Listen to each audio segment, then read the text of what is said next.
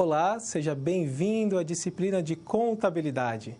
Eu sou o professor Antônio e durante esta aula vamos compreender sobre o patrimônio das organizações. E o que vem a ser o patrimônio?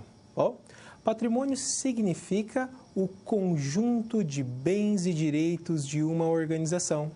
E é nesta aula onde vamos compreender sobre este conjunto de elementos que formam o patrimônio de uma empresa. Além disso, é nesta aula que vamos compreender a primeira demonstração contábil, considerando o conjunto de demonstrações contábeis que são necessárias para que as empresas apresentem para os organismos fiscais, para os órgãos fiscalizadores. Bom, então é nesta aula onde vamos verificar os assuntos relacionados à contabilidade, que são informações essenciais para o processo de gestão, para o processo de administração de organizações, de empresas. E, além disso, para nós que somos usuários da informação contábil ou usuário da informação financeira, com base nesses demonstrativos contábeis, para que nós possamos compreender a saúde econômica e financeira de uma entidade, com base nesses números, esses que foram coletados das ações, das atividades das empresas e transformados em informações que foram lançados, que viraram demonstrações contábeis. E essas demonstrações é que vão retratar a condição ou a situação líquida de uma organização. Para isso, vamos ao quadro para verificar, então, o convite para esta aula. Olha só, a cada dia nós verificamos que a sobrevivência das empresas está atrelada à qualidade tanto da contabilidade quanto de outras ferramentas de gestão que estas são mantidas dentro das empresas. Então, quanto mais os gestores, os contadores, os economistas ou outros profissionais de gestão estiverem atentos para as ações que ocorrem dentro das empresas, em harmonia com as regras, com a legislação contábil ou com outras legislações, vão conduzir as empresas para um caminho, para um desempenho superior. E, além disso, com base neste processo de manter a contabilidade em dia e outras ferramentas de gestão, vão auxiliar no processo de tomadas de decisões dos sócios, dos gestores, dos executivos das organizações. Então, é com base nos registros contábeis que esses profissionais vão utilizar informações, vão verificar informações dentro dos demonstrativos e, com base nesses demonstrativos, elaborar relatórios. E esses relatórios serão utilizados para o processo de tomada de decisão, que podem conduzir as empresas ao sucesso ou ao fracasso. Por isso que depende da qualidade com que é mantida a contabilidade dentro das empresas, ou ainda dos controles administrativos, dos controles de gestão. Por isso, a importância do profissional obter diversos conhecimentos, compreender diversas ferramentas para cada tipo de situação, problema verificado dentro das empresas. Para isso, o professor recomenda que você faça sempre a leitura do material desta aula e também busque amparar-se em outros livros, outros materiais didáticos, materiais acadêmicos que vão te auxiliar durante o seu conhecimento sobre essas ferramentas de gestão, bem como sobre a contabilidade. E agora, vamos para o nosso vídeo de abertura.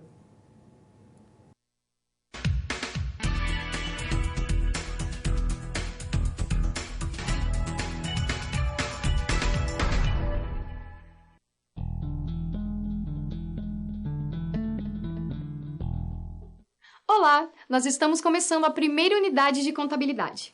Ao longo dessa unidade, você vai compreender e se familiarizar com os fundamentos dessa ciência. Além de uma introdução básica sobre contabilidade, em cada sessão nós vamos ver os conceitos de patrimônio, demonstrações financeiras e contas patrimoniais. Você ainda vai ter a oportunidade de aprofundar seus conhecimentos sobre análise patrimonial, demonstrações contábeis e partidas dobradas. Então, vamos começar? Antes de mais nada, é importante lembrarmos que contabilidade é uma ciência que estuda o patrimônio. Em outras palavras, essa é uma ciência que busca coletar, registrar, interpretar e resumir dados, informações e fenômenos que afetem o patrimônio. Podemos entender patrimônio nesse sentido, como o conjunto de 3 elementos básicos: bens, direitos e obrigações. Os bens são as coisas úteis que são capazes de atender a empresa. Nesse caso, nós temos os bens tangíveis, que têm forma física palpável, como veículos, imóveis, estoques e máquinas. E os bens intangíveis, ou não palpáveis, como as marcas e patentes. Já os direitos são os bens que pertencem à empresa, porém não estão em poder dela. Um exemplo disso é o dinheiro na conta corrente bancária. E as obrigações são, de certa forma, o inverso dos direitos. São os bens em poder da empresa que pertencem a terceiros. Um exemplo de obrigação é o pagamento de um empréstimo, por exemplo. O responsável pelo trabalho contábil, como você já sabe, é o contador, que pode atuar tanto para pessoas físicas quanto para entidades ou empresas. Mas podemos dizer que são as empresas que realmente precisam do trabalho contábil, não só para sobreviver, como também para crescer. Para ter uma ideia melhor de como isso funciona, vamos ver na prática. Como a contabilidade se articula dentro de uma empresa? Confira aí. Se você ainda imagina o departamento de contabilidade como um lugar parado, burocrático e com pilhas e pilhas de papéis, é melhor rever os seus conceitos. Hoje ele não é mais assim. Ele é um departamento ativo que atende a empresa em um todo. A contabilidade não está limitada a calcular apenas lucros ou prejuízos, como muitos pensam. Ela está dentro de quase todos os setores das organizações e desde a compra de uma única cadeira ou até um investimento milionário, passam pelo setor de contabilidade. É de responsabilidade do contador coletar, registrar e resumir os dados de todas as atividades que, de alguma maneira, possam afetar o patrimônio, que é formado pelos bens, direitos e obrigações da empresa. No dia a dia, nós temos que atender a administração de uma forma rápida e assertiva, para a administração ter as tomadas das decisões através dos nossos relatórios. Nós atendemos os nossos clientes externos que nos procuram para que sanar algumas dúvidas tributárias de acordo com a nossa atividade. Temos também que atender os nossos clientes internos, que são os nossos colegas de trabalho. Os balanços com os resultados da empresa produzidos pelos contadores são balizadores importantes também na administração e ajudam os gestores na hora de tomar as decisões. Mas o fundamental para nós na contabilidade, para tomar a decisão, é que nós fazemos a nossa reunião de resultados baseados nos dados contábeis. Para garantir a sobrevivência em um mercado cada vez mais competitivo, é preciso que os princípios da contabilidade sejam seguidos, já que uma má gestão contábil pode levar uma empresa à falência. Os eventos que circundam uma má gestão contábil, eles são basicamente a catástrofe para uma empresa. Então, desde o investimento mal feito, por conta de uma informação errada, desde um descredenciamento nosso em linhas de financiamento de crédito, em bancos, não é o caso, mas das grandes empresas é o caso, desde uma criação errada de um novo departamento que pode ser extinguido no dia seguinte, até a insolvência da empresa, ao perceber que todos os dados que estão lá são dados errôneos. Tudo que você faz vai para o resultado final do exercício. Então, toda empresa, no seu dia a dia, tem um reflexo lá na contabilidade. O papel que o pessoal gasta, o reflexo vai aparecer lá na contabilidade. Tem condição do administrador mensurar toda a sua despesa, aonde se gastou mais, aonde se gastou menos, o que aconteceu através dos relatórios da contabilidade. A contabilidade é a alma da empresa em questão de registros de atos e fatos. Viu só? Você já pensou na importância que a contabilidade tem no nosso dia a dia? Se levarmos em conta a quantidade de empresas que movimentam a economia do nosso país? É bom lembrar também que no Brasil, por lei, todas as empresas devem manter algum tipo de contabilidade, o que deixa nosso tema ainda mais importante. E é justamente dentro do contexto empresarial que se encaixa a SR dessa unidade. Para aprofundar nossos conhecimentos nessa SR, vamos acompanhar o analista contábil Carlos, contratado pela empresa Alfa, que atua no setor químico há mais de 15 anos e enfrenta as turbulências do cenário financeiro com queda de seus números no último trimestre. Ao longo das 4 SPs da unidade, vamos ajudar Carlos a explicar aos seus gestores a influência da contabilidade na melhoria dos números da empresa, calcular e regularizar o patrimônio líquido da Alfa, apresentar um demonstrativo patrimonial e financeiro do mês vigente, apurando o resultado patrimonial e emitindo um relatório simples. E, por fim, fazer um novo balanço patrimonial, apurando os novos saldos das contas contábeis patrimoniais. Lembre-se que essa vai ser uma ótima oportunidade para praticar e aplicar toda a teoria da unidade em uma situação do cotidiano profissional. Muito bem, agora é a sua vez. Acesse o livro didático, as web-aulas e todo o material complementar que você encontra no seu ambiente virtual. E não deixe também de acessar as pré-aulas e as pós-aulas de cada sessão. Eu fico por aqui. Bons estudos e até a próxima! Olá, e para que nós possamos avançar durante esses encontros, vamos verificar quais são os conhecimentos prévios para esta aula. Olha só! É fundamental que você venha com a leitura antecipada da nossa unidade, a que será tratada durante este encontro, onde vamos verificar as diversas situações, problemas. E também é fundamental que você tenha conhecimentos básicos em matemática, aqueles relacionados às principais operações: soma, subtração, multiplicação e divisão. Mas é claro, durante a elaboração do balanço patrimonial e de outros demonstrativos, vamos utilizar mais a soma e a subtração durante essas operações. E relacionado à contabilidade, faça a leitura antecipada do estudo, para que você possa ter um excelente proveito daquilo que será tratado ao longo das SPs. E agora vamos verificar qual é a nossa situação geradora de aprendizagem com base no nosso livro. Então, trata-se da empresa Alfa, que já atua no setor químico e que vem enfrentando diversas turbulências econômicas e financeiras. E preocupada com esta situação, elas resolvem contratar um profissional que compreende as informações contábeis. Tá certo? E, além disso, ela solicita a este profissional que ele faça a análise dos números, dos valores que estão presentes nas demonstrações contábeis. Então, considerando as situações, problemas verificadas dentro desta organização, este profissional, juntamente com os conhecimentos em contabilidade, vai apresentar soluções sobre esses problemas que são verificados dentro dessa organização. Mas para que ele possa apresentar essas soluções, é necessário que ele tenha conhecimento sobre a contabilidade. Primeiramente, sobre os princípios de contabilidade, que são a base de todo o conhecimento contábil, falando também sobre os regimes contábeis. E, é claro, este profissional deve compreender a estrutura das demonstrações contábeis e qual o significado de cada uma dessas informações inseridas dentro desses demonstrativos. Então, com base nessas informações, ele vai ajudar aos sócios desta organização a propor soluções para que a empresa possa sair dessa situação negativa, dessa situação econômica que não é favorável para os sócios da empresa. Para isso, vamos para a nossa primeira situação problema.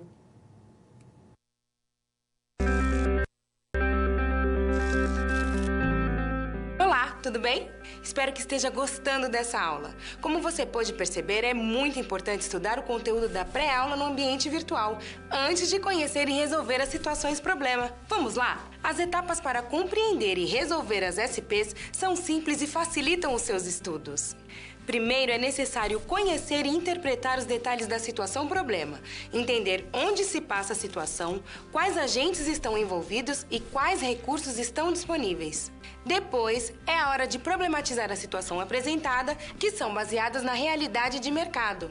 E isso significa que seu desafio foi elaborado com base nas informações de empresas, experiência dos professores e acontecimentos do cotidiano da sua área. E por último, você vai solucionar as problemáticas. Para isso, você deve utilizar dos conceitos e das teorias vistas nas pré-aulas. Ficou claro? Então o desafio está com você. É hora da SP1. Caso surja um ponto de interrogação, você pode sempre acessar o fórum e enviar suas dúvidas, ok? Bons estudos e até mais!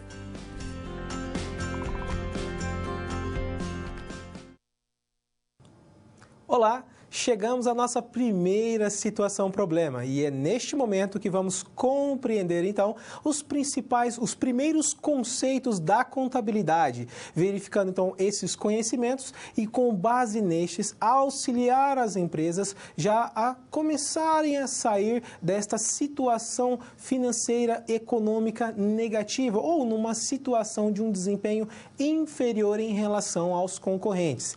E lembrando que cada uma das SPs que nós vamos verificar ao longo deste estudo, ao longo desta aula, esses conhecimentos, essas situações são verificadas frequentemente nas organizações brasileiras. Então, é possível que você verifique a situação-problema da aula de hoje dentro da empresa em que você trabalha ou na sua própria organização. Então, fique atento aos conhecimentos que serão apresentados e também nas SPs que serão tratadas, pois estas já servem de conhecimento para que você possa apresentar uma solução na vida real, no caso real de uma organização. Bom, então vamos compreender qual é a nossa primeira SP. Olha só.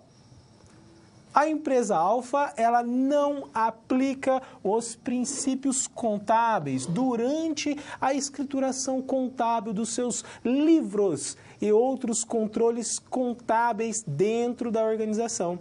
Isto acaba ferindo o conceito de regime de competência, bem como acaba comprometendo as demonstrações contábeis. Com base nisso, vamos auxiliar o profissional Carlos a explicar aos gestores sobre a importância desta ciência dentro das organizações, ou ainda observando o processo de melhoria dos valores dessas entidades. Para isso, é fundamental o conhecimento dos princípios contábeis, bem como já falar sobre os regimes de contabilidade. Então, agora é o momento onde nós vamos compreender sobre os princípios contábeis, compreendendo a importância de cada um deles para as empresas. Então, veja só.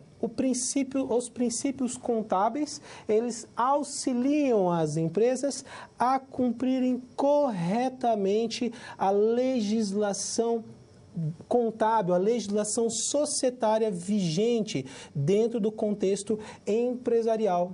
Além disso, uma empresa que não adota os princípios contábeis, além de distorcer a própria qualidade da informação contábil, também pode incorrer em autuação fiscal. Além disso, essas organizações que atuam sob o regime de competência e sob o regime de caixa, se elas não seguirem corretamente esses regimes ou não aplicarem corretamente esses princípios de contabilidade, vão comprometer todo o processo de gestão empresarial. Então, por isso que é fundamental que as empresas conheçam, ou pelo menos o profissional responsável por esses princípios, por esses regimes de contabilidade, que ele venha compreender cada uma dessas informações para que quando estiver diante de uma situação ou de uma demonstração contábil, de um controle financeiro, que ele possa verificar qual foi a causa que fez com que distorcesse toda esta demonstração contábil ou o outro controle que foi analisado ou que foi utilizado durante o processo de tomada de decisão. Então, agora vamos compreender quais são esses princípios contábeis. Olha só. Temos, primeiramente, o princípio da entidade. E lembrando que esses princípios o professor já apresentou no fórum, no nosso ambiente virtual, sobre o conceito de cada um deles. Mas agora vamos comentar, vamos traduzir esses princípios de uma outra maneira. Veja só, princípio da entidade. Este princípio pressupõe que o que é da empresa pertence à empresa e o que é dos sócios pertence aos sócios. Por exemplo, o sócio possui um carro, possui uma casa, e esse carro e essa casa incorrem em despesas que devem ser pagas em um determinado momento. E aí chega no período de pagar essas contas, o sócio não está com o dinheiro no bolso, ele não está com a sua carteira, ele resolve pagar com o cartão corporativo, o cartão da própria empresa. Olha só, ele está ferindo o princípio da entidade, ele está pegando o que faz parte da empresa para pagar as obrigações particulares. Então, o princípio da entidade faz esta distinção entre bens, direitos e obrigações, o que é da empresa e o que é do sócio. Então, nós devemos separar as coisas, não podemos confundir esses patrimônios. E o sócio ou a empresa que faz esta confusão, ele distorce toda a informação patrimonial, as informações inseridas nas demonstrações contábeis. Olha só, temos o princípio da continuidade. Vamos para um exemplo para que fique ainda mais claro. Lembrando que os conceitos de cada um desses princípios estão presentes no nosso fórum. Então vamos lá, princípio da continuidade.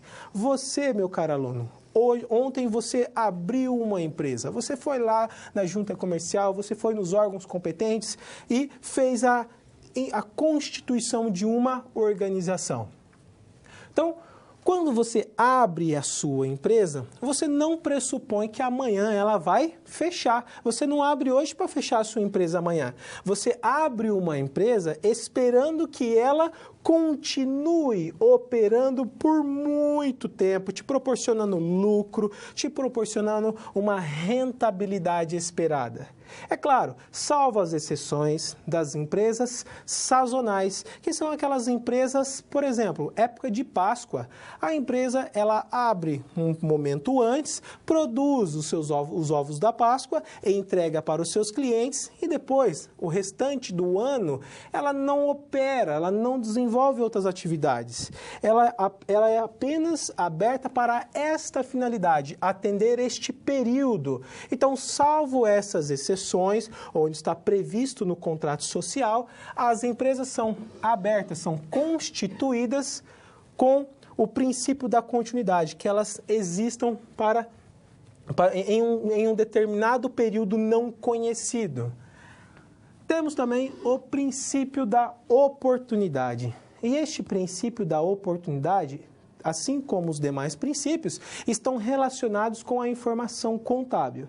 E em relação à informação contábil, este princípio pressupõe que as informações apresentadas pelas demonstrações contábeis ou as informações contábeis sejam íntegras e também informações tempestivas, informações íntegras que elas representem o que realmente aconteceu, o que acontece dentro da empresa e que ela registra o seu valor original, certo? E a tempestividade está relacionado ao momento em que a informação ela é apresentada para o usuário da contabilidade.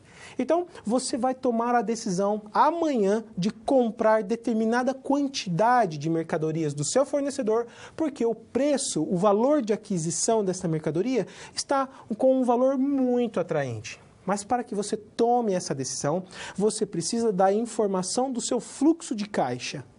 E do que adianta esta informação do fluxo de caixa atualizada não ser apresentada até amanhã para você? E se ela for apresentada somente no final da semana que vem? Bom, então você vai tomar decisão com base numa informação distorcida, podendo comprometer o resultado financeiro da sua organização. Por isso que as informações devem ser apresentadas dentro das demonstrações e de outros controles de forma íntegra e tempestiva. Além disso, temos o princípio do valor original, o princípio pelo registro do valor original. O que isso quer dizer? Que os fatos contábeis são aqueles relacionados às ações das empresas, às atividades, às operações que ocorrem dentro das organizações. E essas ações que vão trazer junto consigo valores, esses valores devem ser necessariamente os seus valores originais. Por exemplo, a empresa adquire um veículo. E qual será o valor que eu vou passar para a contabilidade para que ela possa registrar no patrimônio da empresa? Vamos supor que este veículo foi adquirido por R$3.000. E aí? Eu posso informar a contabilidade que o valor de aquisição deste veículo foi no valor de R$10.000, eu posso supervalorizar o meu bem? Eu posso reavaliar um bem que foi adquirido pelo valor inferior? Bom, então com base neste princípio, os bens ou qualquer evento que ocorrer dentro da contabilidade deve ser registrado pelo seu valor original. Neste caso do veículo, deve ser registrado pelo seu custo de aquisição. E outro princípio trata-se do princípio da competência. Este princípio está relacionado diretamente com o ato ou com a ação de realizar o confronto entre recebimentos e pagamentos. Então veja só um exemplo. Nós realizamos uma compra a prazo. Essa compra só vai ser paga no mês que vem. Então, só porque será paga no mês que vem é que eu vou registrar na minha contabilidade? Não. Com base no princípio da competência, independentemente do recebimento ou do pagamento de determinada ação, nós devemos reconhecer esta ação dentro da contabilidade, para que não distorça as informações das demonstrações contábeis. E, por fim, temos o princípio da prudência. Este princípio determina a adoção do menor valor para o ativo e o maior valor para o passivo. E este princípio vamos verificando com mais compreensão ao longo das nossas aulas. E agora temos os regimes de contabilidade. Esses regimes, por sua vez, são dois: regime de competência e regime de caixa. O regime de competência está relacionado ao processo onde nós apuramos o resultado, considerando o confronto entre as receitas e as despesas incorridas durante o período financeiro, durante o ano financeiro. E essas receitas e despesas, observando o princípio da competência, também independem de recebimento ou de pagamento. Então, nós vamos confrontar as receitas e despesas incorridas durante o período para apurar se houve lucro ou prejuízo. Já o regime de caixa é onde nós realizamos o confronto entre esses recebimentos e os pagamentos. Entretanto, levamos em consideração o recebimento. Efetivamente, nós devemos verificar que entrou no caixa aquela receita ou que saiu do caixa da organização o pagamento daquela determinada despesa. Então, aqui depende do recebimento do pagamento. No regime de competência, independe se recebeu ou se pagou. Então, com base nesses conceitos verificados ao longo desta SP, então vamos ajudar o Carlos a resolver este problema dentro da organização. Então, olha só, com base nos princípios e nos regimes de contabilidade, nós verificamos a importância dos gestores compreender esses assuntos. Não porque ele que é o profissional que vai elaborar a demonstração contábil, mas sim que durante os seus atos ele saiba, que ele venha reconhecer essas informações para que isso influencie na apresentação das suas demonstrações, dos seus controles e que isso também possa contribuir com o resultado final da organização e de outras ações. Então, as empresas necessitam seguir corretamente os regimes de contabilidade e aquelas que não seguirem os princípios dos regimes podem verificar uma baixa lucratividade, podem verificar as autuações fiscais dentro das suas empresas, dentre outras ações que podem incorrer dentro das organizações. Bom, então fechamos a nossa primeira SP e agora vamos para a nossa segunda situação.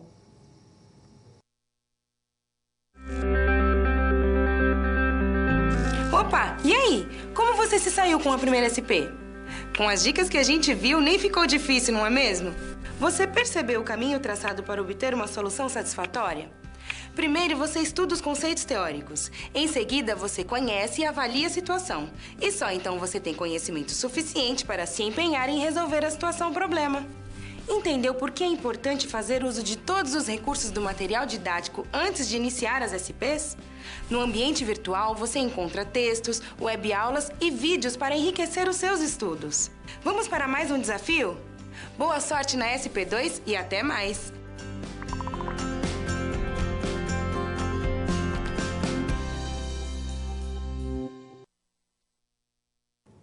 Olá, chegamos à nossa segunda situação problema e é aqui que nós vamos verificar outros conceitos relacionados à contabilidade.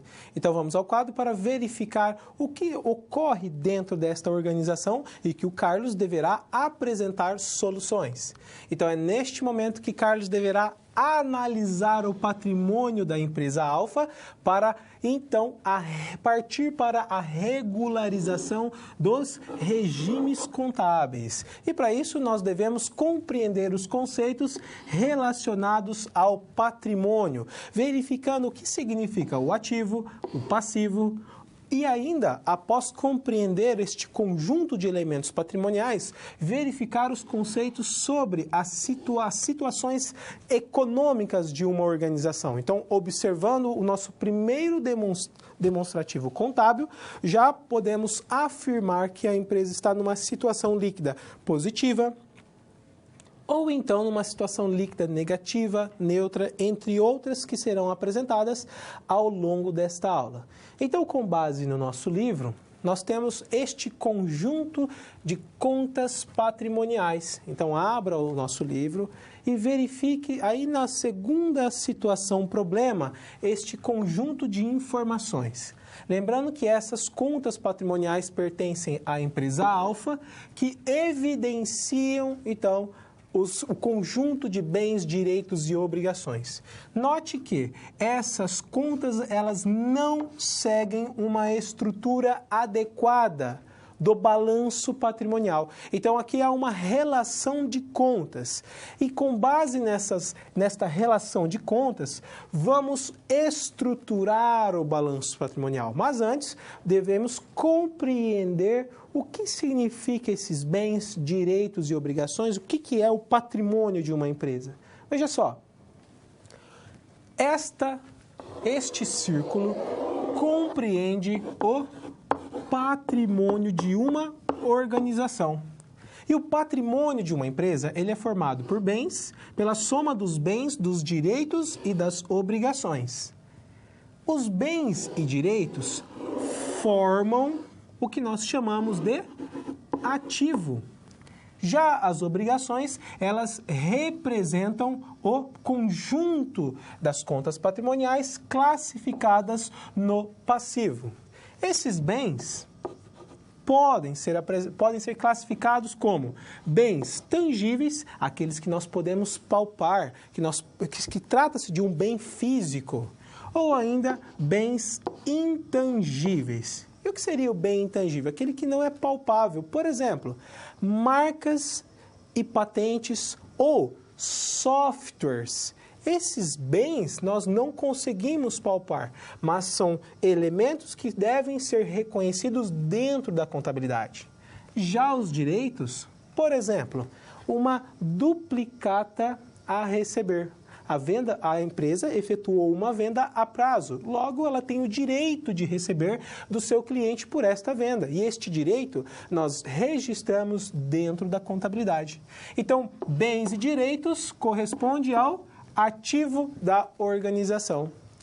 E as obrigações? São aquelas contas a pagar. Contas a pagar junto a terceiros ou ainda obrigações junto aos sócios. Por isso que nós classificamos o passivo entre passivo circulante, passivo não circulante e patrimônio líquido. O passivo circulante e o não circulante representam as obrigações com terceiros. Já o patrimônio líquido é a obrigação que a empresa mantém com os sócios da empresa. Então, este é a composição do patrimônio de uma organização. E é com base neles que nós vamos classificar esses elementos entre os elementos do ativo e também o do passivo. E o que significa o ativo? Corresponde ao conjunto de bens e direitos conforme nós vimos na tela anterior. E esses ativos proporcionam um benefício econômico futuro incorporado a um ativo, ou então a um potencial em contribuir. O que isso quer dizer, professor? O ativo, então, ele possui um valor econômico e ele possui ainda a capacidade de contribuir com a empresa em novos ativos futuramente. Então, em um determinado período, eu vou vender a minha mercadoria e esta minha mercadoria, ela vai me trazer outros ativos, que é o caso do dinheiro, o valor pago por esta mercadoria. E o dinheiro dentro da empresa também é um ativo. Por isso que nós falamos, o ativo, ele traz consigo um benefício econômico futuro. Ele vai contribuir com o lucro de uma entidade. E esse ativo ainda tem esse potencial de contribuir em uma determinada data, trazendo outros ativos para a organização. Além disso, temos o passivo. E o passivo corresponde às obrigações a pagar, junto a fornecedores, aos bancos, por meio dos empréstimos e financiamentos, ou ainda obrigações a pagar com os funcionários, que é o salário que a empresa deve pagar aos seus funcionários. E também as obrigações com o governo, os impostos sobre as vendas, os impostos sobre a folha de pagamento e outros impostos, taxas e contribuições. Além disso, temos outras contas a pagar, outros tipos de obrigações que são classificados dentro do passivo. E sobre o patrimônio líquido, antes que nós possamos falar sobre este conceito, vamos compreender primeiramente o que significa capital. Então, olha só, capital corresponde a todos os recursos financeiros e recursos econômicos disponíveis, colocados à disposição de uma determinada empresa. E este recurso financeiro, este recurso econômico, pode ser aquele entregue por terceiros. E quem seriam esses terceiros? Bancos, agências de fomento. Ou então, valores econômicos e financeiros entregues pelos proprietários da organização. Então, o capital corresponde à soma do passivo exigível mais o passivo não exigível. Obrigações exigíveis são aquelas obrigações com os bancos, entre outros.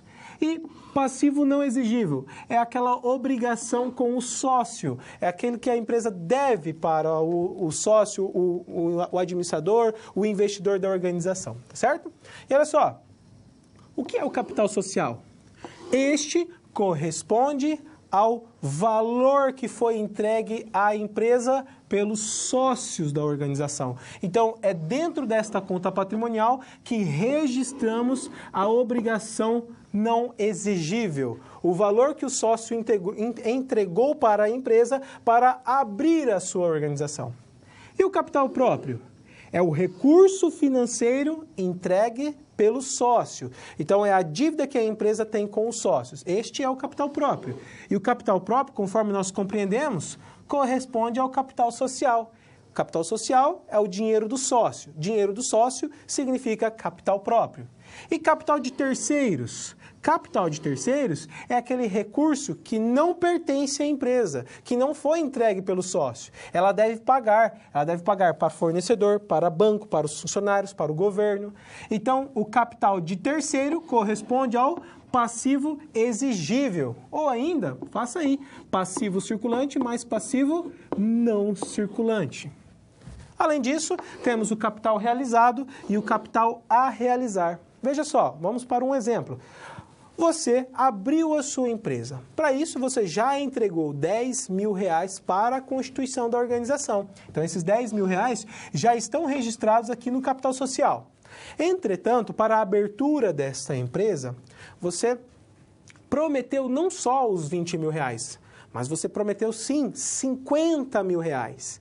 Entretanto, você só tinha naquele momento os 20.000.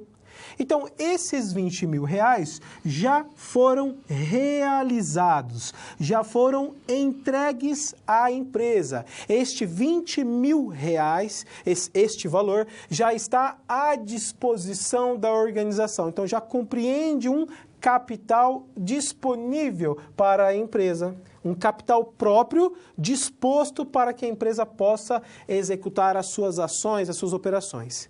Já aqueles R$30.000 restantes ou faltantes, nós chamamos de capital a realizar, ou então capital a ser integralizado, a ser entregue ainda pelo sócio. Então, fazemos essa distinção dentro do patrimônio líquido para evidenciar o que já foi entregue e aquilo que ainda falta ser entregue para as organizações.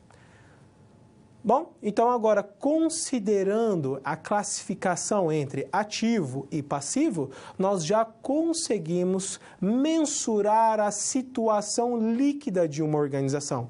Conseguimos já afirmar, com base naquelas contas patrimoniais que foram apresentadas anteriormente, se a empresa está numa situação positiva ou numa situação negativa, ou então outras classificações que nós vamos observar agora. Olha só.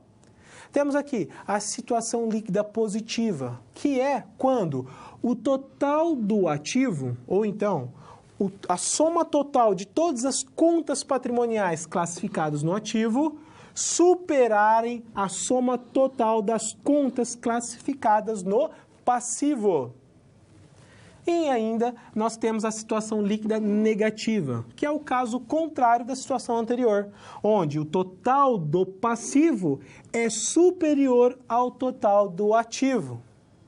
E ainda verificamos uma situação neutra, onde o ativo é igual ao passivo. Neste caso, a empresa deve já iniciar, desde esta situação, a adotar estratégias para melhorar esta situação econômica. E ainda nós temos a situação plena, onde a empresa ela não possui obrigações com terceiros, ou então o total do ativo da empresa é igual ao patrimônio líquido. E lembre sempre de uma coisa, balanço patrimonial, então é a demonstração contábil que evidencia as contas patrimoniais. E balanço significa equilíbrio, isto é, equilíbrio entre as contas patrimoniais e as contas classificadas dentro do ativo e dentro do passivo. Isto quer dizer que o total do ativo deve ser igual ao total do passivo. E se a empresa não apresenta um passivo circulante, um passivo não circulante, ela está numa situação plena, onde o ativo é igual ao patrimônio líquido. E ainda há uma situação de inexistência de ativos. Este processo nós já podemos afirmar que a empresa está em uma situação de encerramento das suas atividades ou num processo de extinção. Então, com base nos conceitos verificados ao longo desta aula, podemos auxiliar o Carlos durante a resolução da segunda SP. Primeiramente, selecionando o que são contas do ativo, contas do passivo e, em seguida, determinando o patrimônio líquido. E como que nós vamos determinar o patrimônio líquido? Veja só, patrimônio líquido é igual ao total do ativo menos as contas classificadas no passivo, mas as contas classificadas no passivo circulante e passivo não circulante. Então, fique atento para esta equação para determinar o patrimônio líquido. Mas isso não é uma regra, tá certo? Isso aqui não é algo que nós devemos decorar. É só uma expressão didática para iniciar as nossas compreensões sobre o patrimônio líquido de uma organização. E com base nisso, nós conseguimos determinar qual é a situação líquida de uma organização. Então, olha só, temos aqui o nosso balanço patrimonial, onde nós apresentamos o total do ativo e o total do passivo. E dentro do ativo, reunimos apenas as contas patrimoniais, classificadas como bens e direitos. E no passivo, apresentamos apenas as obrigações. E para encontrar o valor do patrimônio líquido, basta reunir, então, o total do ativo menos o total das obrigações com terceiros. Faça esse ajuste aí no material. Menos R$135 mil. R$135 mil corresponde à soma desses três elementos, pois este 70 mil refere-se ao capital próprio e esses três elementos referem-se ao capital com terceiros, o capital de terceiros, tá certo? Então, o patrimônio líquido é igual a 205 mil menos 135 mil reais, que é igual a 70 mil reais. E com base nessas informações, verificamos que o total do ativo é superior ao total do passivo. E quando falamos total do passivo, significa passivo circulante mais passivo não circulante, tá certo? Bom, então este é o balanço patrimonial verificado na nossa segunda situação problema. E agora, vamos para a nossa terceira SP.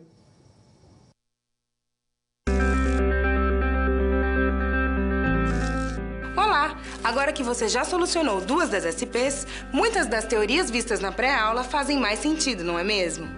Essa é justamente a função das situações problema, te preparar de forma mais prática para a realidade da vida profissional.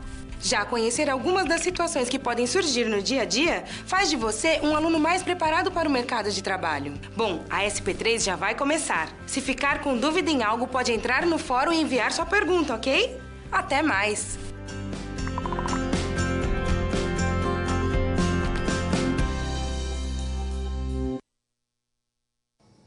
Olá, chegamos à nossa terceira situação problema e é nesse momento que vamos continuar avançando com os nossos conhecimentos nesta ciência que nos auxilia a observar a saúde financeira e econômica de uma organização, bem como auxiliar em outras maneiras para o usuário da contabilidade ou o usuário das informações financeiras durante o processo de tomadas de decisões ou ainda durante este processo de decidir entre investir ou não numa organização. Então vamos ao quadro compreender o assunto que será tratado nesta terceira SP. Olha só, até o momento você verificou sobre a importância do processo da regularização dos registros contábeis, da adoção dos princípios e regimes de contabilidade e ainda verificou sobre a questão do patrimônio de uma organização, que é fundamental você compreender a distinção entre bens, direitos e obrigações, para que você possa elaborar o balanço patrimonial. Agora vamos auxiliar o Carlos durante a análise das contas contábeis patrimoniais. Para isso, é fundamental reconhecer a classificação patrimonial, reconhecer que existe o ativo, o passivo, o patrimônio líquido e que dentro desses grupos existem subgrupos, subclassificações. Primeiramente, vamos resgatar, então, sobre os conceitos do ativo. Nós já compreendemos que o ativo reúne os bens e direitos de uma organização. E como exemplo de um ativo, nós temos o caixa, ou ainda as contas a receber. Juntamente com o caixa, nós temos as contas bancárias, os saldos disponíveis nessas contas. Temos ainda os estoques de mercadorias, estoques de produtos acabados ou então estoques de matéria-prima. E olha só, máquinas e equipamentos e edifícios também são bens tangíveis classificados no ativo. E olha só um exemplo de direito de uma organização, uma conta a receber, uma conta proveniente provavelmente de uma venda a prazo, que cria este direito de receber de uma organização. E o ativo possui os seus subgrupos, que são eles: ativo circulante e o não circulante. O circulante evidencia as contas de maior liquidez, ou então as contas com vencimento dentro do período de 12 meses após o encerramento do exercício social. Então, vamos para um exemplo. A empresa possui um ativo que será liquidado dentro de um ano. Então, vamos lá. Vamos supor que a empresa está no mês 9 do ano X0, ano inicial. Vamos lá. E este ativo ele será liquidado somente daqui 12 meses. Quer dizer que ele será liquidado provavelmente próximo do mês 9 do próximo ano, de X1. Então, veja só, o que é o exercício social? Então, vamos analisar o X0. Este período ele só vai encerrar em 12 de X0. Então, olha só, nós vamos classificar dentro do ativo circulante os saldos que serão liquidados após 12 meses do encerramento de X0. Quer dizer que até 12 de X1, até o mês 12 do ano X1, todos os ativos que serão liquidados até esta data, nós reconhecemos os seus valores, esta conta patrimonial, dentro do ativo circulante.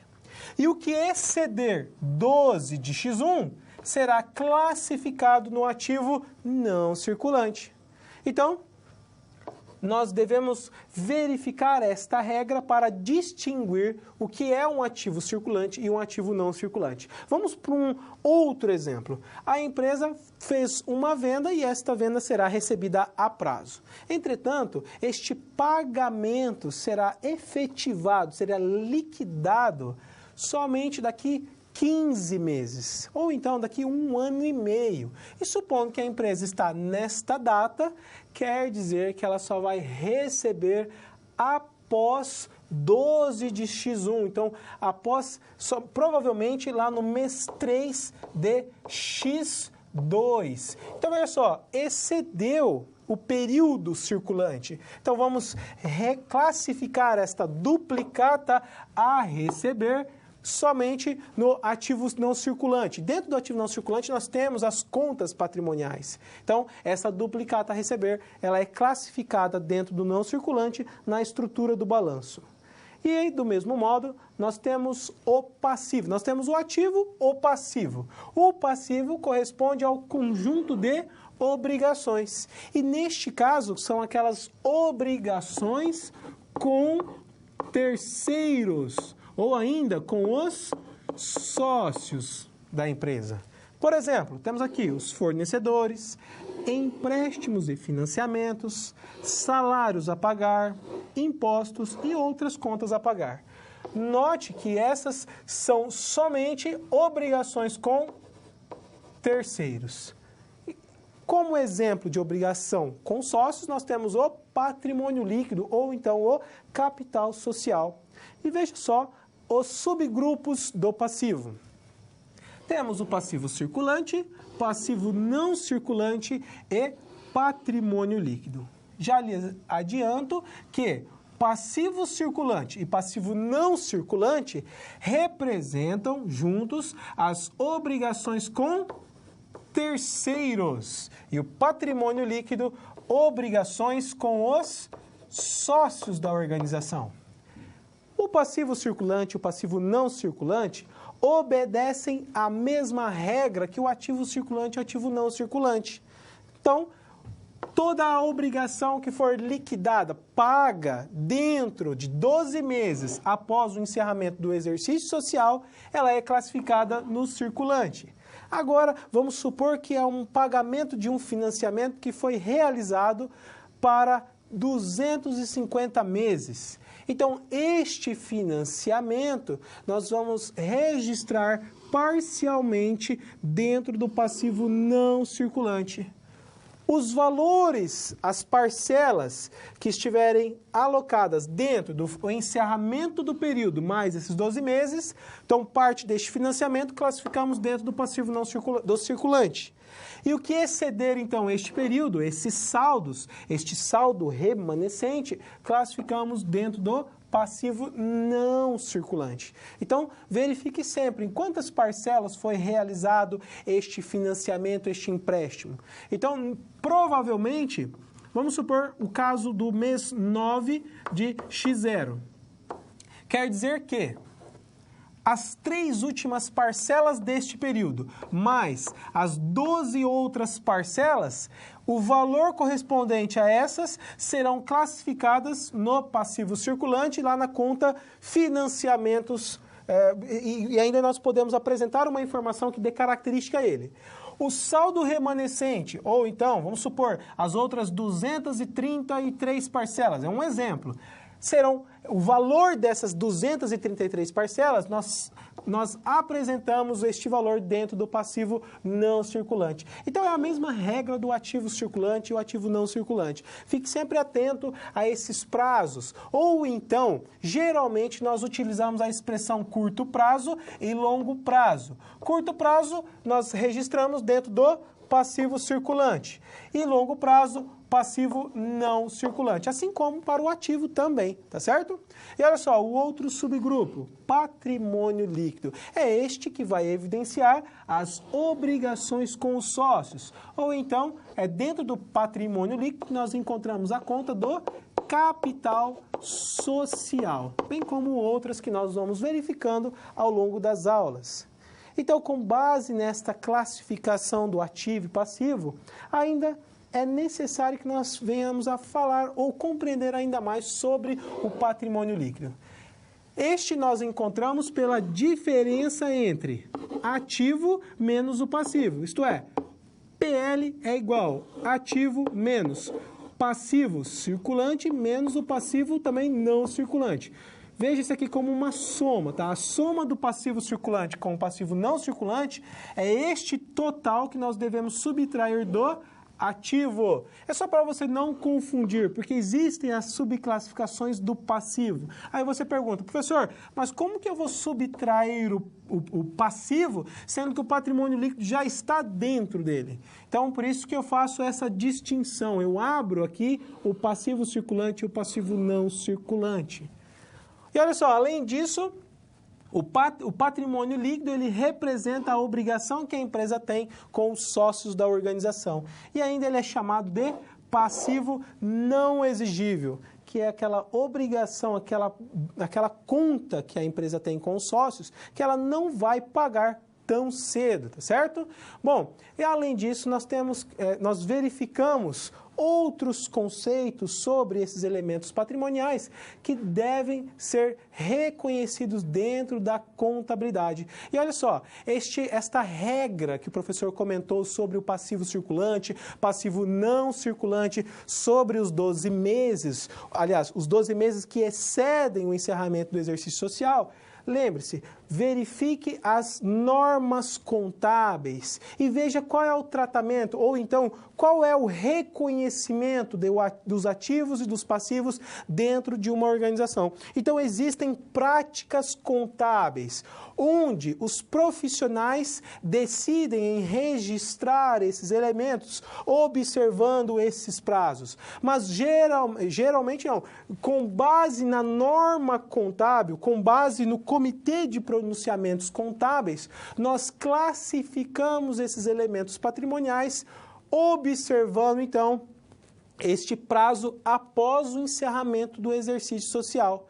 Você pode verificar na prática uma outra ação dos profissionais contábeis, tá certo? Mas isso não vai distorcer tanto os demonstrativos. Eles só vão mensurar mais para o ativo ou então vão alocar mais para o passivo não circulante ou para os outros grupos do ativo e do passivo, tá certo?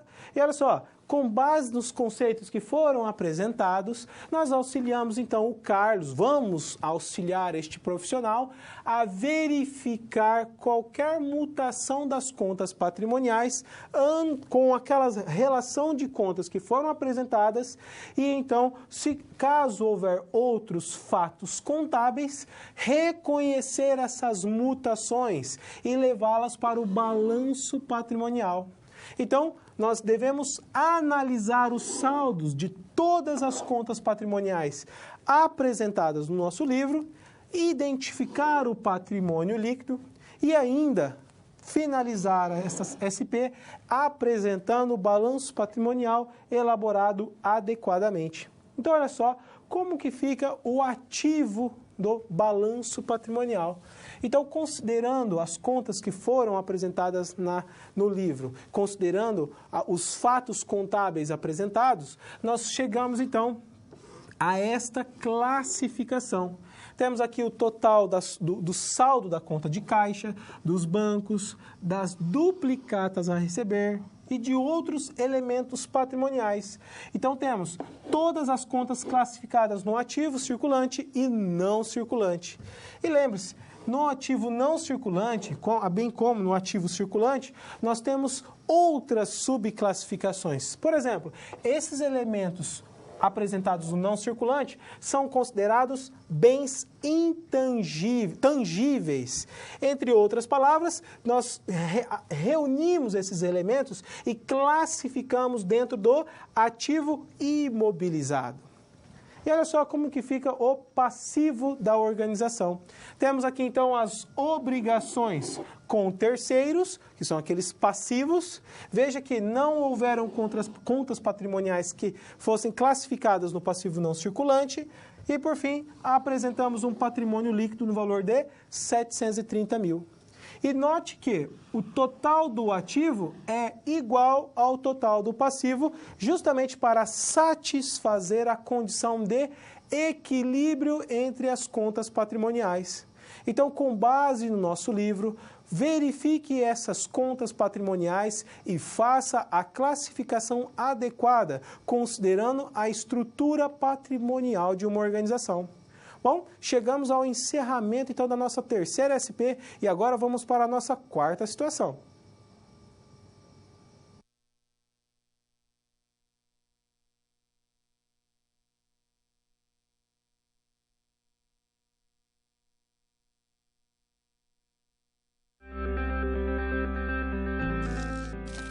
O trabalho de um bom profissional é a soma de conhecimento e experiência. O conhecimento você obtém estudando a pré-aula, tirando dúvidas no fórum, acessando as web-aulas, ou seja, fazendo bom uso dos materiais oferecidos aqui no ambiente virtual. Já para ter experiência antes mesmo de ir para o mercado de trabalho, você precisa se empenhar na resolução das SPs. Lembre-se, quanto mais você se dedicar analisando com atenção, fazendo anotações na hora de levantar hipóteses, procurando diferentes soluções até obter a melhor, mais preparado você estará para desempenhar sua profissão. Você já resolveu 3 desafios, mas ainda falta a SP4. Se dedique, hein?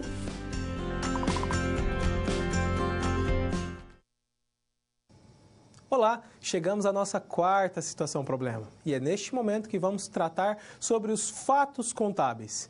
E é com base nos fatos contábeis que as demonstrações são elaboradas.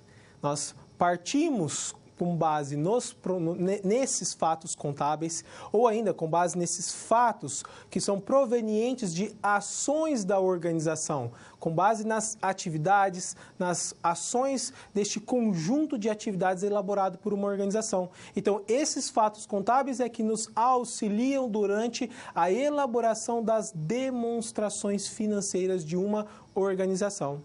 Bom, agora vamos compreender então o conceito da nossa quarta situação problema. Olha só.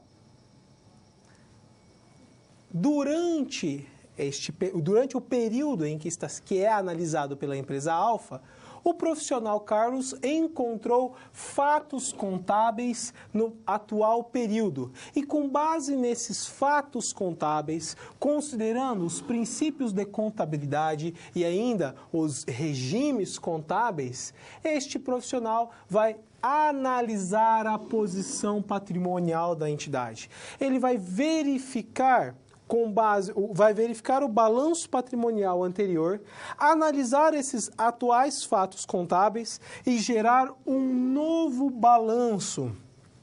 E para isso, vamos utilizar uma técnica que nos auxilia durante esta soma, ou então durante o reconhecimento do saldo anterior, mais os novos saldos que vão provocar mutações nas contas patrimoniais. Então, vamos ajudar o profissional Carlos a identificar e apresentar o novo balanço. Veja só. Quais são os fatos contábeis verificados aí no nosso livro?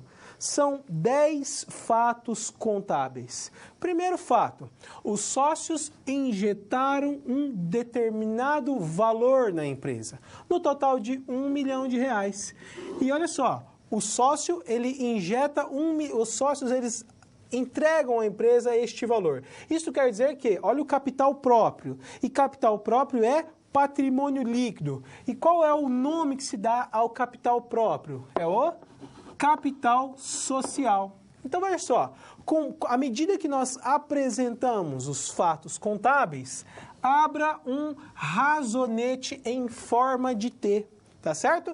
E em cima deste razonete, escreva o nome da conta patrimonial. Então, aqui nós já temos o capital social.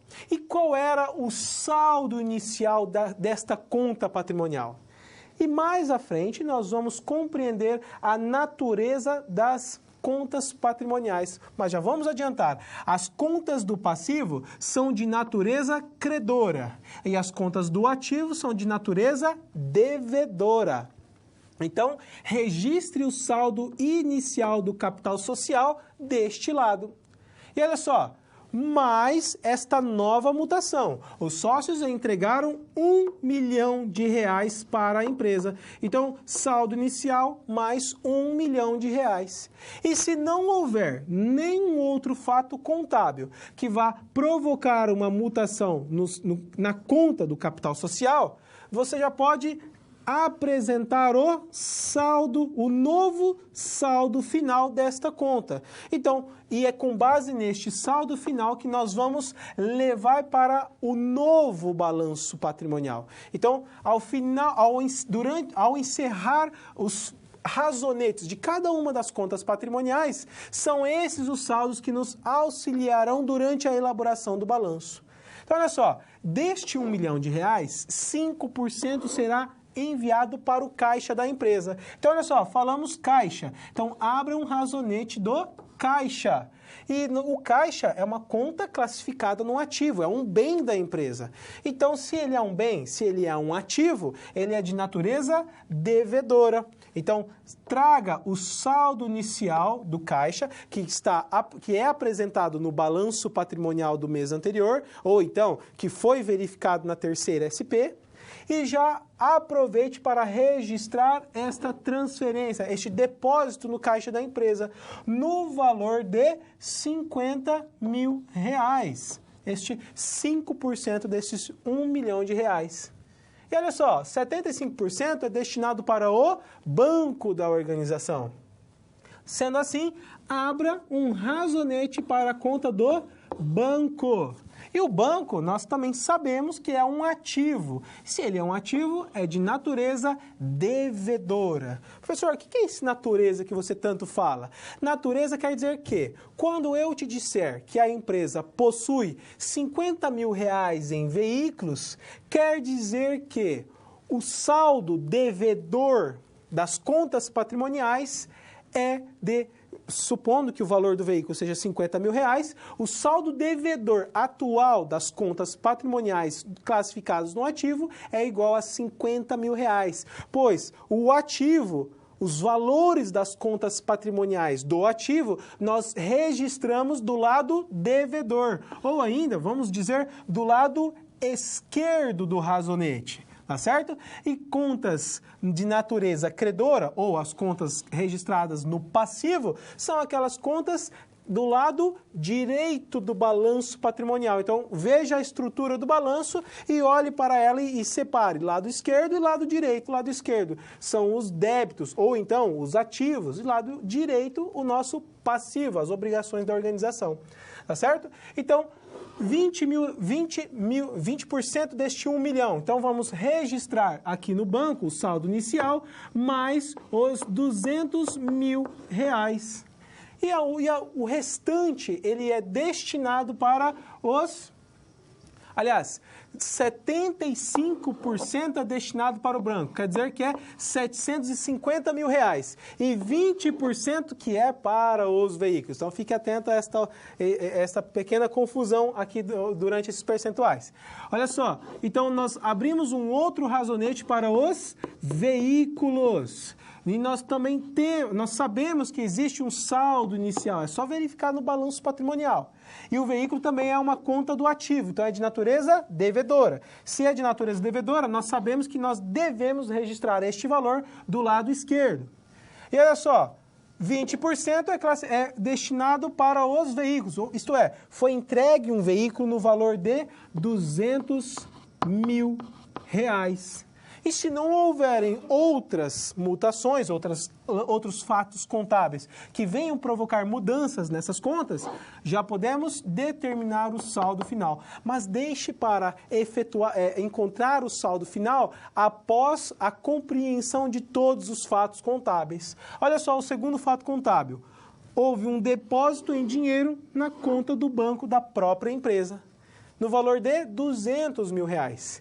Quer dizer que aqui no caixa vai sair R$200.000. Olha só, olha o método das partidas dobradas. Estou creditando no caixa, lembre-se, o lado direito é o lado do crédito. Está saindo R$200.000 do meu caixa e entrando no banco. Então, nós debitamos R$200.000. Então, método das partidas dobradas. Para um débito, deverá haver, no mínimo, um crédito. Ou, então, para um débito, poderá haver mais de um crédito ou vice-versa. Tá certo? Então, sempre que você realizar um lançamento de um fato contábil, deverá haver, no mínimo, um débito e um crédito. Tá bem? Então, temos os demais fatos contábeis que nós vamos registrar por meio dos razonetes, essas mutações nas contas patrimoniais. Então, temos diversos fatos contábeis. Com base no livro, são 10 fatos que vão alterar a estrutura patrimonial da organização. Tá certo? Então, são esses os fatos contábeis que nós devemos abrir esses razonetes em forma de T e escrever o nome de cada uma dessas contas patrimoniais logo nesta parte superior e apresentar os saldos iniciais e, enfim, o saldo final. E lembrando, novamente, que o saldo final é o valor que será lançado na demonstração contábil. E olha só, esta regra. Então, nós temos aqui a estrutura do balanço patrimonial. E, didaticamente, o professor já comentou que, do lado esquerdo, nós registramos o ativo, ou então as contas classificadas no ativo, ou ainda aquelas contas classificadas no ativo circulante e no ativo não circulante. E do lado direito desta estrutura, temos o passivo exigível, que é o passivo circulante mais o passivo não circulante. E ainda temos o patrimônio líquido. Com base nesses subgrupos ou nesse grupo de contas patrimoniais, nós temos esta regra que nos auxilia a compreender quando uma conta do ativo aumenta, quando que ela reduz, quando que o passivo aumenta ou quando ele tem, é observado uma redução nos seus valores. Então, veja só, quando nós debitarmos, lembre-se das partidas dobradas, para todo débito deverá haver no mínimo um crédito. Então, olha só, nós temos aqui, se eu debitar num ativo, vai ocorrer um aumento. Então, veja só, aquele depósito em dinheiro no banco. Eu debitei no banco, eu entrei com este valor na conta bancária e, entretanto, eu tenho que reconhecer a saída deste valor no caixa. Então, ó, para aumentar o meu banco, eu tive que debitar na conta bancária. E para reconhecer esta redução no caixa, eu tive que efetuar um lançamento de crédito no caixa da organização. Débito em banco, aumenta o banco. E contra um crédito no caixa da organização. Reduz. Quando nós creditamos, há uma redução no elemento do ativo. Já no passivo, é uma situação contrária. Veja só. Para que nós possamos aumentar o saldo da conta patrimonial classificado no passivo, nós devemos creditar. Então, toda vez que ocorrer um crédito no passivo, nós vamos observar o aumento desta conta. E se for um débito, vai haver, então, uma redução. Então, por exemplo, lá no balanço patrimonial, nós temos lá... vamos alterar aqui, ó. Nós temos aqui impostos a pagar. Uma conta patrimonial do passivo que está registrada dentro do balanço. A empresa resolve pagar este imposto. Logo, se nós, vamos lá, temos débito e o crédito. Se a gente vai pagar, vai sair recurso do banco ou do caixa. Então, para reduzir uma conta do ativo, nós já sabemos que nós devemos creditar. Então, vamos supor que o pagamento foi por meio do dinheiro do caixa. Então, nós temos o quê? Uma redução do caixa por meio de um crédito. E para reconhecer a baixa desta conta patrimonial do passivo, quer dizer que nós devemos reduzir o seu valor. Então, nós vamos debitar impostos a pagar. Então, débito de impostos a pagar contra crédito de caixa. Olha só, débito de impostos reduz o valor. Contra um crédito no ativo, no caixa, também reduz o valor. Nós pagamos uma obrigação e, ao mesmo tempo, nós entregamos um ativo para poder pagar esta conta, tá certo? Então, esta é uma regra para que possa auxiliar durante a sua compreensão do lançamento dos fatos contábeis. E é com base nesses fatos contábeis que nós vamos compreender a sua classificação. Olha só. Fatos contábeis. Existem os fatos permutativos ou qualitativos ou compensativos, que são aqueles que representam trocas entre elementos do ativo, do passivo ou simultaneamente. Olha a palavra mágica, sem promover nenhuma variação no patrimônio líquido. Então, este depósito na conta bancária, ele envolveu um lançamento contábil somente observando as contas do ativo. Ou aquele pagamento de uma obrigação, envolveu um fato contábil, observando esta troca de informações entre o passivo e o ativo. Não provocou nenhum lançamento no patrimônio líquido da empresa. Já os fatos modificativos ou quantitativos envolvem variações no patrimônio líquido. Por exemplo, aquele aumento de capital. O sócio entregou R$1 milhão. 20% foi para veículo, 75% para o banco e o restante para o caixa. Então, envolveu uma mutação no patrimônio líquido, mas, ao mesmo tempo, ele envolveu mutação no ativo da empresa. Então, este lançamento de aumento de capital é um fato contábil misto. E quando houver somente mutação no PL da empresa, é reconhecido como um fato modificativo, tá certo? E olha só, em relação à depreciação acumulada. A depreciação acumulada é aquela conta patrimonial que nós reconhecemos dentro do ativo. Esta ela é reconhecida como uma conta redutora do ativo. Assim como no passivo e no patrimônio líquido, nós também observamos contas redutoras. E estas nós vamos observar lá na nossa terceira aula. Então vamos deixar o assunto dessas contas redutoras para o nosso terceiro encontro. Mas também nós observamos esta regra do débito-crédito, verificando aumento ou reduções, tá certo? Então, olha só, para que nós possamos aumentar a depreciação acumulada, nós devemos reconhecer a despesa no período contra um crédito em depreciação acumulada. Isto quer dizer que essas contas redutoras do ativo ou as contas redutoras do passivo, nós trocamos esta regra de aumenta ou reduz quando debita ou credita, tá certo? Mas deixe para o nosso terceiro encontro, onde nós vamos compreender sobre essas contas redutoras durante a resolução de uma SP, tá certo? Então, olha só, com base nesses fatos contábeis, vamos auxiliar o Carlos a fazer a regularização do balanço patrimonial, olhando para esses 10 fatos contábeis que estão aí no nosso livro. Então, olha só, os fatos contábeis deverão sempre ser registrados por meio de lançamentos contábeis, utilizando o método das partidas dobradas. E, professor, o que é este método das partidas dobradas? Para todo lançamento deverá haver, no mínimo, um débito e um crédito, podendo haver um débito para mais de um crédito ou vice-versa. Então, este é o conceito do método das partidas dobradas. Então, considerando esses conceitos, considerando esses fatos contábeis, nós vamos registrar essas contas utilizando os razonetes em forma de T para cada uma das contas patrimoniais. Abra um razonete, então temos aqui o caixa, temos o banco e temos os veículos.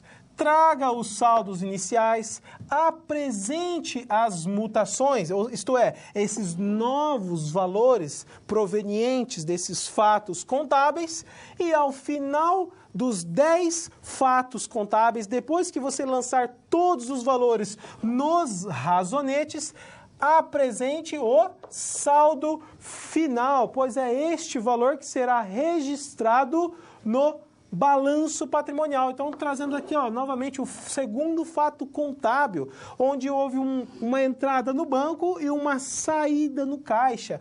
Houve uma mutação somente entre contas do ativo. E quando há somente essas mutações entre contas do ativo, ou somente entre as contas do passivo, ou entre eles, nós chamamos de fatos contábeis permutativos. E olha só, após o registro desses 10 fatos contábeis, e que estão presentes aí no livro, você vai elaborar o novo balanço patrimonial, chamando inicialmente os saldos iniciais daquele balanço anterior, mais as alterações provenientes dos novos fatos contábeis, que vai nos evidenciar esses novos saldos patrimoniais. Então, o novo valor do ativo, do total do ativo, é 2.193.000.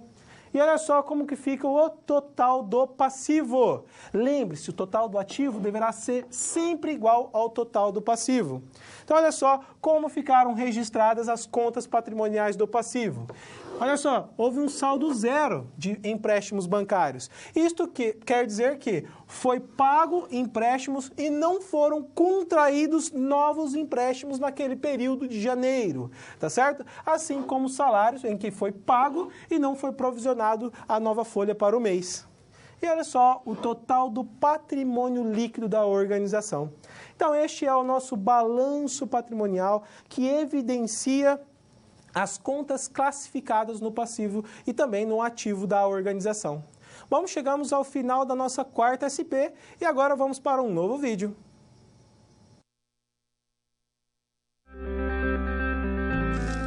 E agora que todos os desafios foram concluídos com sucesso, é hora de refletir sobre o que foi visto. O objetivo das SPs é ampliar o seu conhecimento e te ensinar a como utilizar na sua realidade profissional os conceitos vistos aqui. Essa é uma metodologia que exige muita proatividade e empenho da sua parte, já que segue o modelo de uma das tendências mais avançadas no mundo, a sala de aula invertida. E em contrapartida, vai te transformar num profissional diferenciado e mais qualificado para desempenhar as funções da sua profissão. Por isso, faça bom uso dos materiais e das interatividades oferecidas. Ah, não deixe de acessar o seu ambiente virtual e completar a sua pós-aula, ok?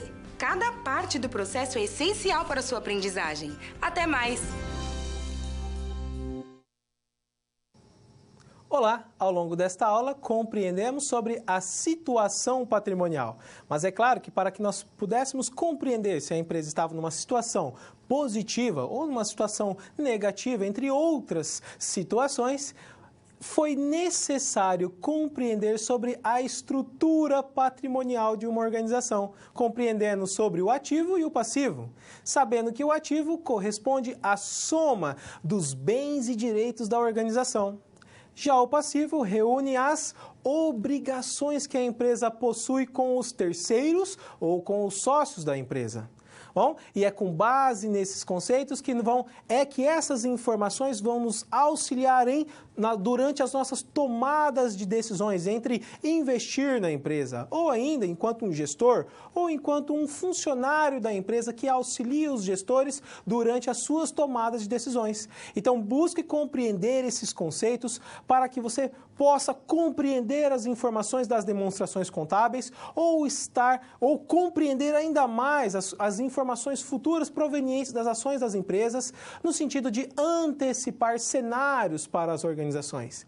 Então, busque sempre conhecer os assuntos relacionados à contabilidade, no sentido de que você possa servir a empresa com os seus conhecimentos e auxiliando a organização a caminhar para o sentido ou para o caminho de um lucro, de um resultado positivo, de um desempenho superior, tá certo? Então, busque sempre fazer leituras, tanto do nosso livro quanto de outros materiais. Busque sempre ler outras atividades ou ainda, com base nas demonstrações contábeis da empresa em que você trabalha ou da sua própria empresa, busque já observar essas informações inseridas nesses demonstrativos e já observar qual é a situação patrimonial da organização. Bom, meus caros alunos, nós encerramos por aqui o nosso primeiro encontro e agora vamos para o nosso vídeo de encerramento da nossa aula e em breve nos vemos no nosso chat. Até lá!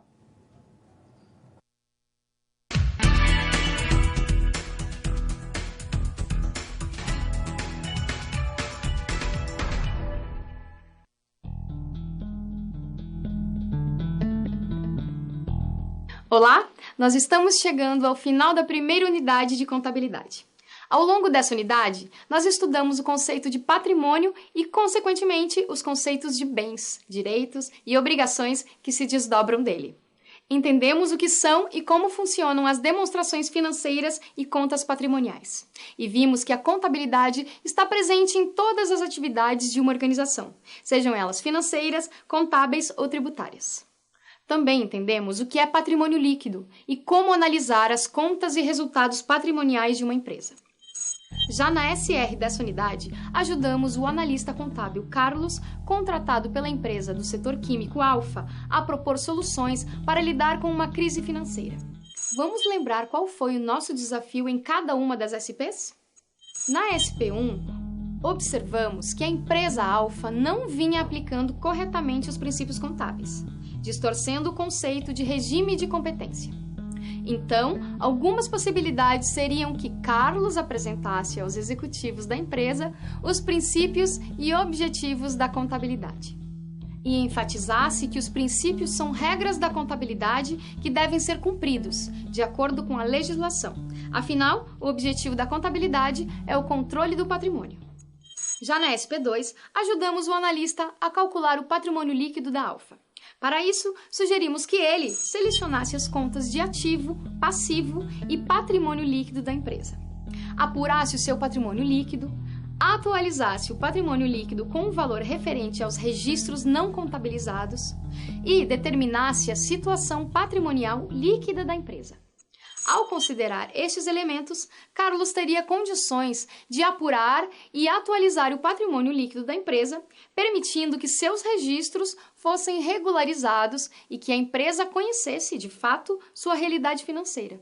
Assim, estaria preparada para enfrentar as oscilações do mercado com segurança. Já na SP3, apresentamos um demonstrativo patrimonial e financeiro do mês, apurando o resultado patrimonial e emitindo um relatório simples. Para isso, partimos da ideia de que o patrimônio líquido é igual à subtração dos saldos de contas contábeis patrimoniais do ativo pelos saldos de contas patrimoniais do passivo. Por fim, na SP4, ajudamos Carlos a fazer um novo balanço patrimonial, apurando os novos saldos das contas contábeis patrimoniais. Nesse caso, utilizamos a ideia de que, em cada fato contábil registrado através de um lançamento contábil, a subtração dos débitos e créditos deverá ser sempre zero. Para concluir essa unidade, nós temos um desafio especial. Você é capaz de encontrar a resposta para o problema a seguir? A revendedora de embalagens Cumbuca comprou a um preço de R$30 mil um rolo de plástico bolha para revenda. Manteve o rolo sem uso em sua loja durante 45 dias e no 46º dia efetuou a venda dele por R$38 mil. Como o produto comprado pela revendedora era da filha de um dos donos da loja, ele solicitou à contabilidade que só efetuasse a contabilização no ato da venda. Sendo você o outro sócio, tomando conhecimento do assunto, o que você faria nessa situação? Pense sobre essa questão e discuta a resposta com seus colegas. E não deixe de consultar o seu livro didático e outras fontes bibliográficas para tirar as suas dúvidas e ampliar o seu conhecimento sobre o tema. Por fim, não deixe de responder também aos questionários das pré- e pós-aulas, disponíveis no seu ambiente virtual. Eles são muito importantes para o seu aprendizado. Eu fico por aqui. Bons estudos e até a próxima!